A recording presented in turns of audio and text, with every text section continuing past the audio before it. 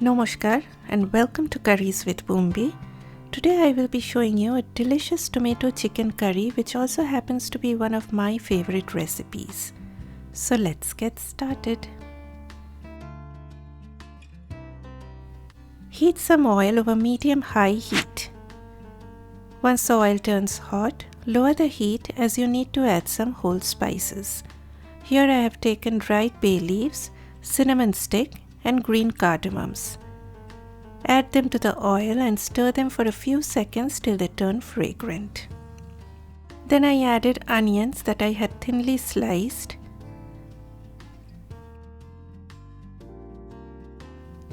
Add some salt and stir the onions on medium heat till they soften down and become pale in color.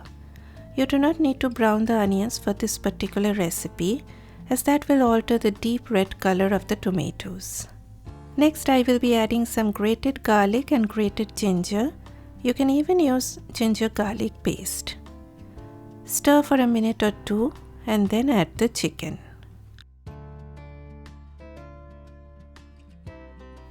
I am using chicken with bones. You can even use boneless chicken. In that case the cooking time will be shorter. I like to lay out the chicken in a single layer in the beginning so that it gets this maximum heat from the pan. Leave it like this on high heat for about 2 minutes. This initial bit of searing the chicken starts building up that flavor. After that, stir it on medium-high heat till all the water that comes out from the chicken dries up and it looks well fried. Scrape up any brown bits from the bottom of the pan, as that is all flavor, my friends.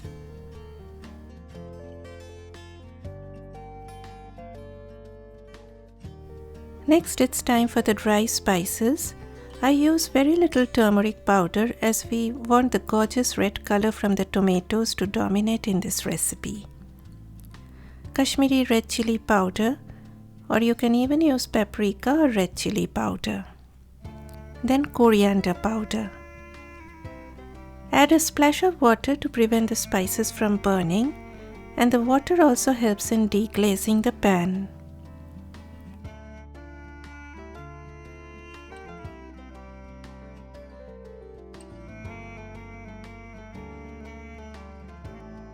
At this point I also like adding some sugar. The sugar does two things.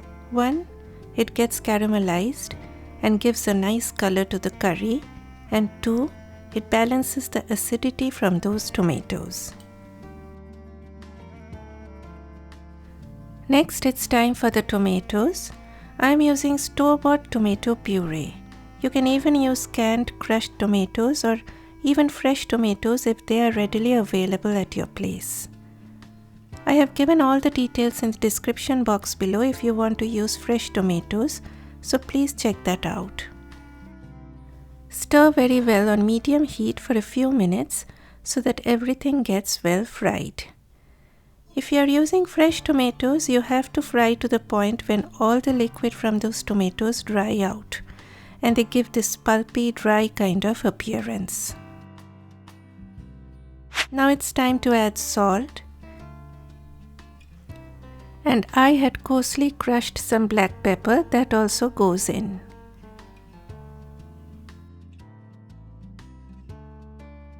I added about 3 cups of water as my family likes it on the gravy side. Add water thinking about the amount of gravy you would prefer. But guys, do not make a swimming pool as that will dilute the flavor. Next comes kasuri methi, that is dried fenugreek leaves, which I always crush before adding to release all those aromatic oils. Then some shahi garam masala. I have a video on making shahi garam masala, so you can even check that out if you want to make your own. It is running on the YouTube card above, and I have also left the link in the description box below. You can even use regular garam masala powder. Now cover it on low heat for about an hour.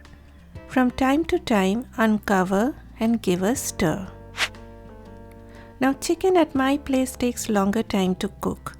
If you see your chicken is starting to fall off the bones, then do not wait for an hour. But this low and slow heat for an hour mellows down the tomatoes and makes the chicken more flavorful.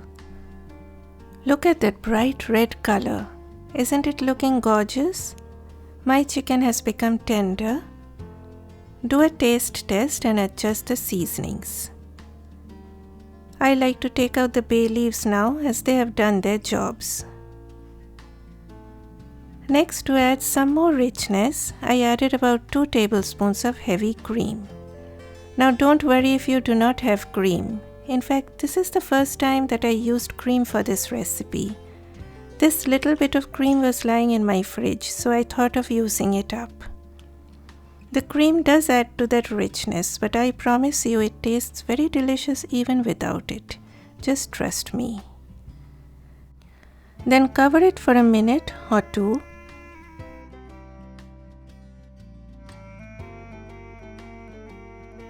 Finally, some freshness, roughly chopped coriander leaves. Serve this with rice, roti, or naan, and according to me, any kind of meat curry tastes even better the next day, so do not hesitate to make a large batch. This is Bumbi, and thanks for joining me. Take care of yourself and others. Bye bye.